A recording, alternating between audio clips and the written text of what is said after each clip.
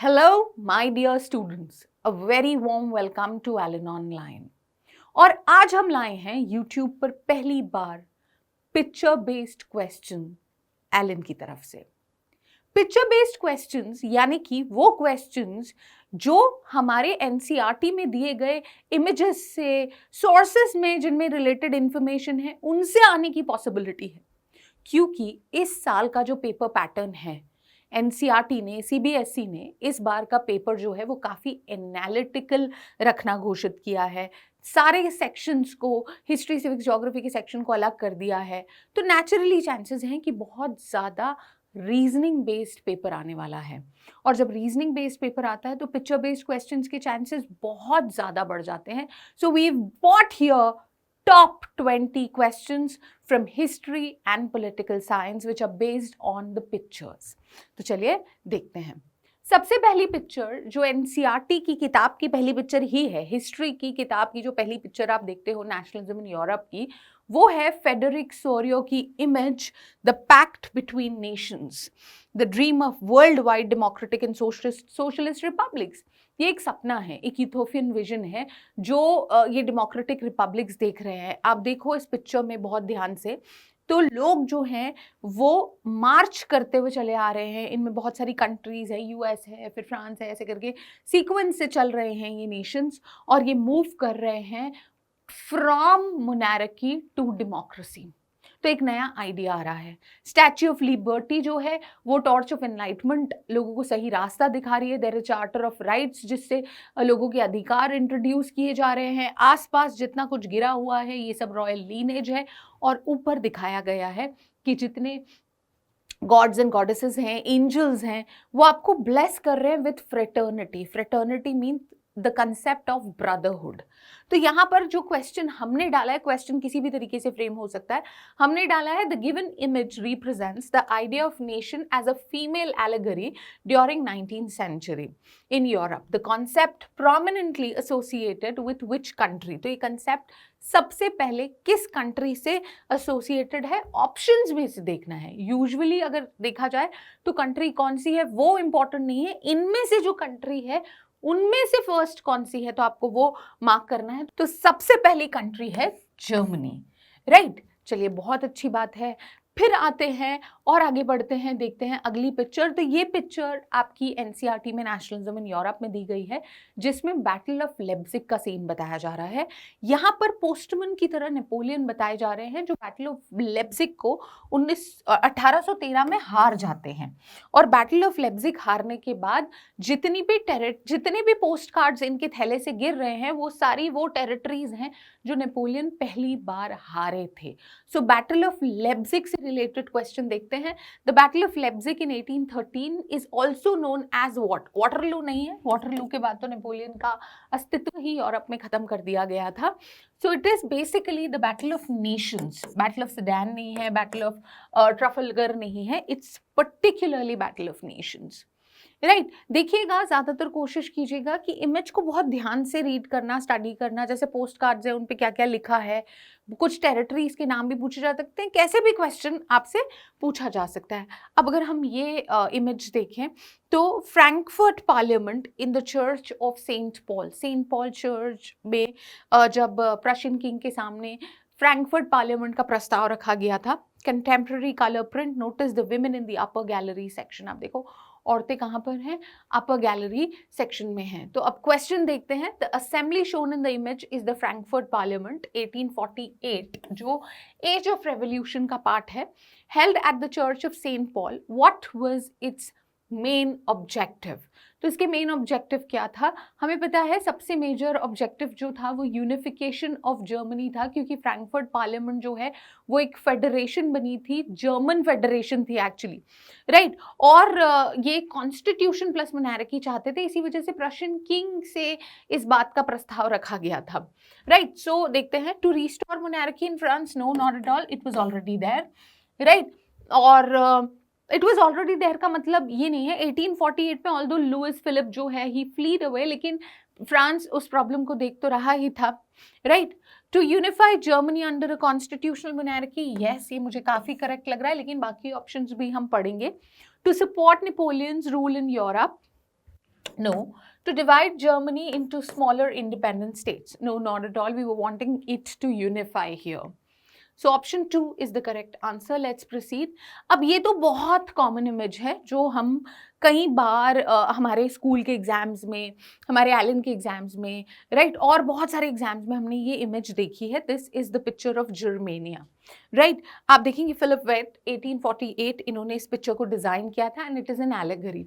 अब जर्मेनिया ने जो जो जो जो पहना हुआ है ना, इन सब से भी क्वेश्चन आने के चांसेस है. वैसे क्वेश्चन मैंने थोड़ा सा अलग डाला है, पर मैंने साथ ही में टेबल भी पुट अप किया है ताकि आपको ये चीज़ याद रहे कि सबसे ज़्यादा चांसेस ऑफ क्वेश्चन इनके जर्मेनिया की पहनी हुई चीज़ों से आता है और वो हर चीज़ किसी ना किसी चीज़ को रिप्रेजेंट कर रही है. The image shown, Germania, painted by Philip Werth in 1848, which was displayed in Frankfurt Parliament, what did Germania symbolize? तो चलिए देखते हैं. फ्रेंच रेवोल्यूशन नहीं, जर्मेनिया की बात हो रही है, तो Germania is an allegory to Germany, not to France. The German nation and national unity, yes, right. The Industrial Revolution, the rise of socialism, no, not at all. So option 2 is the correct answer here. Right, मैंने आपको जैसे बताया कि हर symbol से भी question पूछा जा सकता है. Broken chains, they are the broken chains which are here. Right, that is the representation of being free. The breastplate which Germania is wearing, that is the representation of strength. Crown जो ये है, crown है okay leaves का, ये representation करता है heroism का.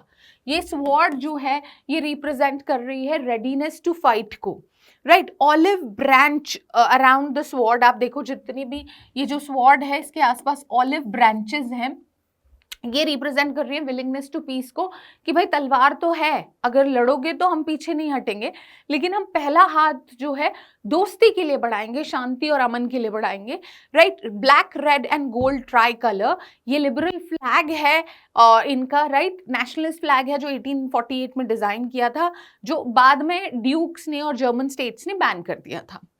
Raise of rising सन, आप पीछे देखोगे या ये देखोगे, ये है rays of rising sun, right. The rays of the rising sun is telling that it is a new beginning, it is a new era where we are ending monarchy and we are now going to move forward with, you know, constitutional monarchy, और फिर धीरे धीरे धीरे धीरे हम democracy के idea तक भी पहुंचेंगे.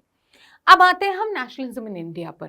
नेशनलिज्म इन इंडिया में बहुत छोटे से कोने पर ये पिक्चर दी गई है और इस पिक्चर का बहुत रेफरेंस स्टोरी में नहीं है, राइट, या मेंशन स्टोरी में नहीं है, लेकिन स्टोरी से कनेक्टेड है ये इंडियन नेशनल मूवमेंट की.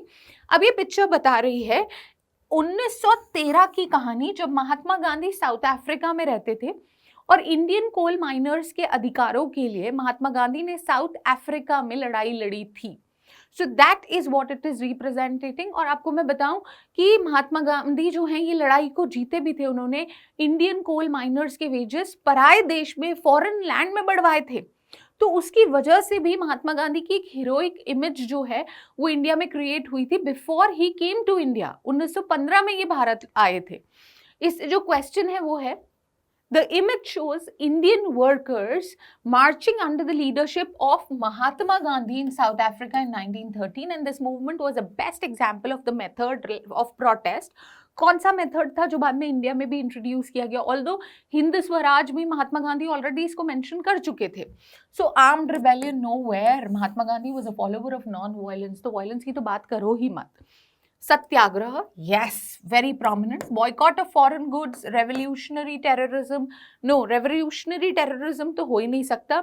Boycott of foreign good was a part of his movements, but basic idea of fighting anything was that we'll be on the path of truth and we are going to follow non-violence. अहिंसा, violence हम नहीं करेंगे, right? चलिए और आगे आते हैं. ये भी हमारी जो इमेज है ये नेशनलिज्म इन इंडिया से है, जिसमें देखिए आप बहुत छोटे छोटे छोटे अक्षरों में बाल गंगाधर तिलक की जो इमेज है इस पे लिखा है, स्वदेशी एंड स्वदेशी will be a cry forever. हम हमेशा स्वदेशी के लिए ही आगे बढ़ते चले जाएंगे. ये जो है आप देखिए तिलक साहब जो हैं वो कैसे सराउंडेड हैं with the symbols of unity, right. Temple, मस्जिद, आपकी सारी चर्च वगैरह, ये सारे इमेजेस हैं, ये रिप्रेजेंट कर रहे हैं कि हम यूनिटी चाहते हैं, हम जो है हम पीस चाहते हैं, right. The early 20th century print of Bal Gangadhar Tilak shows him surrounded by symbols like temple, church and masjid. What was the main message conveyed by these symbols? So इनसे क्या main message है? Western education का promotion तो नहीं है, emphasis on religious division नहीं, हम importance देंगे क्या डिवीजन को? वो नेशनल लीडर जो भारत के लिए लड़े हैं, भारत के लिए उन्होंने इतना काम किया है, वो चाहते हैं यूनिटी रहे हर धर्म में। मुझे लग रहा है ये बहुत करेक्ट की तरफ जा रहा है कि अलग अलग डिफरेंट रिलीजन जो हैं वो यूनाइटेड रहे और नेशनल मूवमेंट लड़े फॉरेन पावर के अगेंस्ट। हम आपस में ही लड़ते रह जाते हैं और यही कारण है कि 250 साल हमने गुलामी के जीवन में निकाल दिए हैं। Support of a British rule? Not at all. So the correct answer here is option number 3. चलिए आगे आते हैं। ये इमेज जो है भारत माता की, ये डिजाइन की थी अबिंद्रनाथ टैगोर ने इन द ईयर 1905। आप नोटिस करो कि किस तरीके से मदर फिगर बनाई गई थी, राइट। इनकी एस्थेटिक क्वालिटीज को देखो, राइट। आप देखो एक हाथ में माला है ना। अबिंद्रनाथ टैगोर जो है like Ravi Verma before him tried to develop a style of painting that could be seen as truly nation, मतलब पूरे तरीके से भारतीय फील आना चाहिए। ये इमेज उस तरीके से बनाई गई थी। तो क्वेश्चन है when did Abhindranath Tagore painted the picture? अभी हमने देखा it was painted in 1905, so it's a very direct question। चलिए फिर ये इमेज की बात करी जाती है। ये इमेज जो डिजाइन की थी भारत माता की, ये इस वाली इमेज के एक कॉन्ट्रास्ट है। मैंने इसको इसलिए पुट अप किया है, मैंने वैसे इससे सब्जेक्टिव टाइप क्वेश्चन डाला है, राइट। इसको जो रिप्रेजेंट किया गया है, यहाँ पर आप देखो अबिंद्रनाथ टैगोर साहब ने भारत माता के हाथ में त्रिशूल रखा है। मतलब पहले जितनी एस्थेटिक क्वालिटीज दिखाई गई हैं, भारत माता को काफी सबमिसिव दिखाया गया है, ट्रूली इंडियन दिखाया गया है। पर अगर आप जर्मेनिया के कॉन्ट्रास्ट में देखो तो जर्मेनिया के हाथ में तलवार है। तो पावरफुल इमेज लाने के लिए इस चीज को किया गया, standing beside a lion and an elephant, right. कितना पावर दिखाया गया है इंडिया में, कितना पावर और अथॉरिटी ये इमेज जो है रिप्रेजेंट कर रहा है। पीछे देखिए आप लोटस पर जो हैं लक्ष्मी जी हैं, सरस्वती जी हैं, मतलब knowledge plus power and fame दोनों को रिप्रेजेंट किया गया है। Why was the image painted by Abhindranath Tagore changed? It was being changed because वो काफी aesthetic और submissive representation दे रही थी। और जब कंट्री की एलेगरी की बात की जाती है, राइट, तो आप रिप्रेजेंटेशन दे रहे हो कंट्री का, which has to be some picture which gives or which shows power and authority. तो ये चेंज लाया गया था, राइट। आप आंसर लिख लोगे।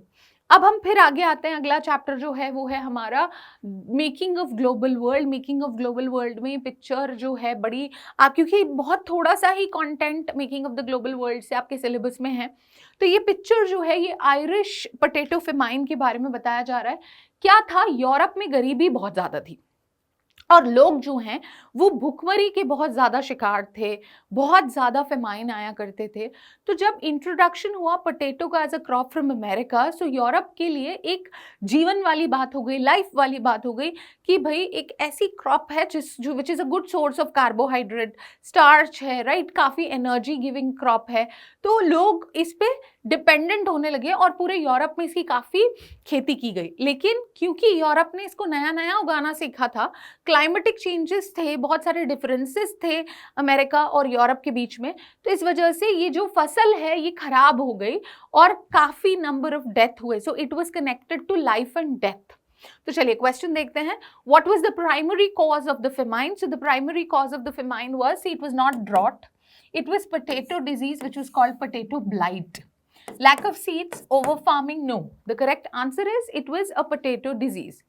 चलिए आते हैं फिर। अब यहाँ पर हमारा प्रिंट कल्चर आ जाता है। प्रिंट कल्चर से ये इमेज उठाई गई है, प्रिंट कल्चर के जापान वाले पार्ट से, राइट। जापान वाले पार्ट में उकियो की मेंशनिंग है और उकियो का प्रिंट जो है वो शुनमान कुबो कर रहे हैं 18th सेंचुरी में, जिसमें वो pictures of the floating world represent कर रहे हैं।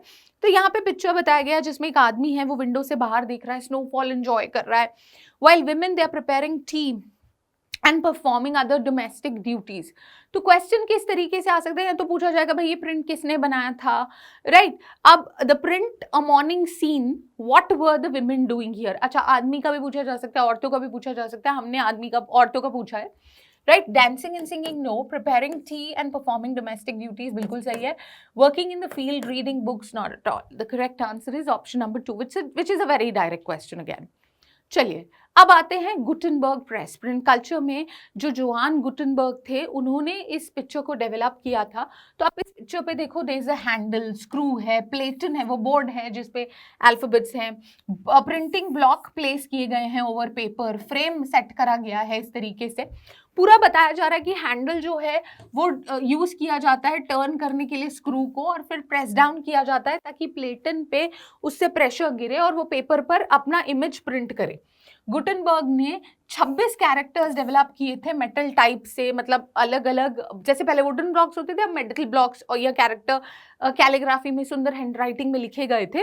और इसको a way of moving them around so as to compose different words of the text. तो अगेन मूवेबल टाइप है, मूव करोगे, फिर स्क्रू आप इसको हैंडल को ऊपर करोगे, स्क्रू नीचे जाकर वो इमेज जो है वो लाएगा, और ये मैकेनिकल प्रिंटिंग की शुरुआत ला रहा है। तो देखते हैं, what was the main purpose of the long handle on the Gutenberg press? Right, to hold the paper in place? No. To turn the screw and press down the platen? Yes, मुझे ये सबसे ज़्यादा सही लग रहा है अभी।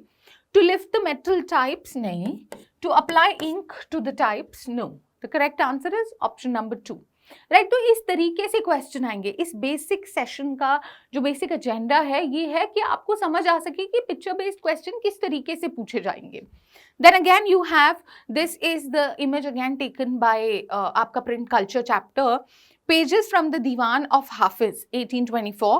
Hafiz was a famous 14th century poet whose collected works are known as diwan. Right, तो क्या है दीवान? उनके work collections. Notice the beautiful calligraphy and elaborated illustrations and design. Manuscripts like these continue to be produced for the rich even after coming up of later presses. Yes, क्योंकि rich तो elite हैं, classes हैं, उन्होंने कहा था कि हम vellum पर print करेंगे, तो एक चीज़ वो तो हो ही जाती है। और साथ साथ कुछ लोग होते हैं ना विंटेज स्टाइल के, बहुत ज़्यादा फेवर में होते हैं, तो ये चीजें भी साथ साथ चल रही थी इवन आफ्टर मैकेनिकल प्रिंटिंग और printing presses which came up. What are the key features of manuscript Diwan of हासिफ मेंशन इन द टेक्स्ट? ठीक है, cheap paper and black and white printing? नहीं, बिल्कुल नहीं। Fast production in simple text? नहीं। Beautiful calligraphy and elaborated illustration design? Yes. Large font for children? No, not at all. सबसे ज्यादा correct option number 3 है। चलिए आगे आते हैं। अब ये इमेज अगेन प्रिंट कल्चर से है। एक इंडियन कपल है, black and white would cut है। अच्छा, इसके कॉन्ट्रास्ट में एक और इमेज है वेस्टर्न कपल की, उसको भी ध्यान से देखना। The image shows the artist fear the cultural impact of west. West का जो इम्पैक्ट है वो इंडिया के फैमिली सिस्टम को अपसाइड डाउन कर देगा। Notice that the man is playing veena, right, while women is smoking हुक्का। तो कॉन्ट्ररी कर दिया इस चीज को इंडियन सिस्टम का से कि भैया आदमी तो वीणा बजा रहा है और औरत जो है वो आराम से एंजॉय कर रही है हुक्का को। The move towards women's education in late 19th century created an anxiety about the breakdown of traditional family system। तो हमने ये पढ़ा है प्रिंट एंड वुमेन में कि हिंदूज कहते थे कि अगर औरतें पढ़ेंगी तो औरतें विडो हो जाएंगी, और मुस्लिम्स जो हैं वो चाहते थे कि फीमेल्स जो हैं वो सिर्फ और सिर्फ अरेबिक का ज्ञान ले, उर्दू लिटरेचर उनके लिए नहीं होना चाहिए, अदरवाइज वो फैमिली रोल्स को फॉलो नहीं करेंगी। तो यहाँ पर ऐसा ही कुछ डर दिखाया गया है इस इमेज में कि एजुकेशन सिस्टम आने से, वेस्टर्नाइज सिस्टम आने से इंडिया में जो रोल्स हैं फैमिली में वो अपसाइड डाउन हो जाएंगे। राइट, तो क्वेश्चन है, in the 19th century woodcut, what anxiety is the artist expressing through the depiction of man playing veena and the women smoking hookah? Right, तो promotion of Indian tradition? No. The reversal of traditional gender roles due to westernization and education? मुझे ये अभी सबसे सही लग रहा है। High cost of living affecting forcing women to work? No. The encouragement of women to take up smoking? No, not at all. It is option number 2. चलिए अब अगेन प्रिंट कल्चर में आप देखेंगे ये जो है लक्ष्मीनाथ जी हैं, और Lakshminath ji he was a doyen of modern Assamese literature. Burhi Aair Sadhu, right, grandma's tale इनकी सबसे इंपॉर्टेंट वर्क में आती है। He penned the popular song of Assam, O More Apunar Desh, O My Beloved Land. Right तो इनके ऊपर जो क्वेश्चन है, राइट, लक्ष्मीनाथ जी के ऊपर, right, which title was given to him. ये थोड़ा सा एब्स्ट्रैक्ट है जो हमने लिया है कि कभी ऐसा कुछ आ जाए तो इनको जो टाइटल दिया गया था, असम साहित्य सभा ने एक दिया था इन्हें साहित्यार्थी का जो टाइटल है, और दूसरा दिया था रस राज का टाइटल। तो यहाँ पर करेक्ट आंसर होता है बोथ ए एंड बी। ये थोड़ा सा इंफॉर्मेटिव क्वेश्चन हमने डाला है। चलिए और देखते हैं, आप ये इमेज देखेंगे, ये इमेज जो है ये राजा रवि वर्मा साहब की है। Raja Ritudhwaj rescuing princess Madalasa from captivity of demons, demon से बचाकर आते हैं, प्रिंटेड बाय राजा रवि वर्मा है। Raja Ravi Varma produced innumerable mythological paintings that were printed at Ravi Varma press. तो काफ़ी लिटरेचर उस समय पे प्रमोट हो रहा था, स्टोरीज, नॉवेल्स, राइट, जिनसे उन्होंने काफ़ी लिटरेचर बनाया भी था। राजा रवि वर्मा ने कई पेंटिंग्स बनाए थे which are very important literary sources today. ठीक है, who produce the famous painting Raja Ritudhwaj rescuing princess Madalasa. So it's Raja Ravi Varma. राजा राजा को भी हम कनेक्ट कर सकते हैं यहाँ पर। ठीक है, चलिए और आगे आते हैं। हम यहाँ से शुरू होता है पॉलिटिकल साइंस सिविक्स में, जिसमें हमने कार्टून्स लेने की कोशिश की है। अब आप इस कार्टून को बहुत ध्यान से देखो तो कुछ लोग आपको नजर आ रहे हैं, और ये जो कुछ लोग हैं इनके ऊपर ना लिखा हुआ है, यहाँ पर लिखा है केरला, राइट। मैं देखती हूँ, ये है केरला, राइट, आपका है मद्रास, जितना मुझे यहाँ से नजर आ रहा है, उड़ीसा है, राइट, बंगाल है, बिहार है। अब यहाँ पर आ रहा है the states are pleading for more powers. इसका जो कार्टून का जो टाइटल है कि भाई स्टेट्स रिक्वेस्ट करेंगे हमें थोड़ा और अधिकार दे दो, और पावर ऑफ स्टेट इसमें डाला गया है, और इंदिरा गांधी दिखाई जा रही है जो धीरे धीरे धीरे धीरे इसको बांट रही हैं, राइट। तो अब देखिए ये वक्त है जब एक ही पार्टी काफी लंबे समय तक शासन कर रही थी, कांग्रेस थी, बहुत ज्यादा कंपटीशन नहीं था। तो किस तरीके से सेंटर जो है वो स्टेट पे अपने पावर जमा के बैठी थी। ठीक है, in the given cartoon the cartoon symbolizes which of the following aspects of Indian Federation या federal system। ठीक है, uneven dispersal of power between center and state, center and states have equal power। equal का तो मुझे यहाँ पे कुछ नहीं नजर आ रहा है, मोस्ट करेक्ट तो मुझे अभी यही लग रहा है। states are demanding the abolition of center government, no। the center government is providing sufficient funds to state, no। uneven power distribution in center and state represent कर रहा है, मैंने explanation भी डाला है। कार्टून में चीफ मिनिस्टर दिखाए गए हैं, जैसे केरला के, मद्रास के, उड़ीसा के, बंगाल, यूपी, बिहार, जो लिखा है उनके ऊपर, राइट। वो क्यू में है और उनके हाथ में कटोरे हैं, भीख मांग रहे हैं, they are having begging bowls। they are queuing in front of the figure representing the central government who are serving powers of state from large pot on small amounts। तो देखो बड़ा सा भगोना है जिससे छोटे छोटे अमाउंट में वो थोड़ा थोड़ा पावर देते जा रहे हैं। this imaginary symbolizes that states are pleading for financial autonomy, कि भैया दे दो हमें हमारे अधिकार, पैसे का, पावर का, और सेंटर जो है वो डोमिनेट कर रहा है। जबकि फेडरल सिस्टम आइडियली कहता है कि सेंटर स्टेट जो है वो बराबर से होना चाहिए। ये बता रहा है कि किस तरीके से डिसेंट्रलाइजेशन एक समस्याजनक इशू था उस समय पे। भाई बहुत मेहनत और वो करनी पड़ी है कि ताकि सही तरीके से डिसेंट्रलाइजेशन आए, और कोलिशन गवर्नमेंट के आने से ये प्रॉब्लम काफी सॉल्व हुई है। ठीक है, फिर ये कार्टून है हमारे पावर शेयरिंग चैप्टर में। The cartoon at the left refers to the problems of running Germany's grand coalition. अब ये क्या है, ग्रैंड कोलिशन, नाम तो सुनो ग्रैंड। बताओ इंडिया में ग्रैंड कब हो जाएगा? इंडिया में ग्रैंड कोलिशन आएगा जब बीजेपी और कांग्रेस कोलिशन फॉर्म कर ले, तो वो ग्रैंड होगा। ऐसे ही जर्मनी में ग्रैंड कोलिशन हुआ, राइट। तो ग्रैंड कोलिशन कब होता है? जब बिल्कुल दो, एक इधर जाने वाली पार्टी एक साथ आ जाए, right. That includes the two major parties of country naming Christian Democratic Union, right. एक पार्टी का नाम है क्रिश्चियन डेमोक्रेटिक यूनियन और दूसरी पार्टी है द सोशल डेमोक्रेटिक पार्टी, जो दोनों, राइट, हिस्टोरिकली देखो तो ये एक दूसरे से राइवल पार्टीज रही हैं, right. They hold to form a coalition government because neither of them got clear majority of seats on their own. दोनों ही क्लियर मेजॉरिटी नहीं ला पाई 2005 के इलेक्शन में, तो मजबूरी का नाम महात्मा गांधी, जिसकी वजह से इन्हें कोलिशन बनाना पड़ा।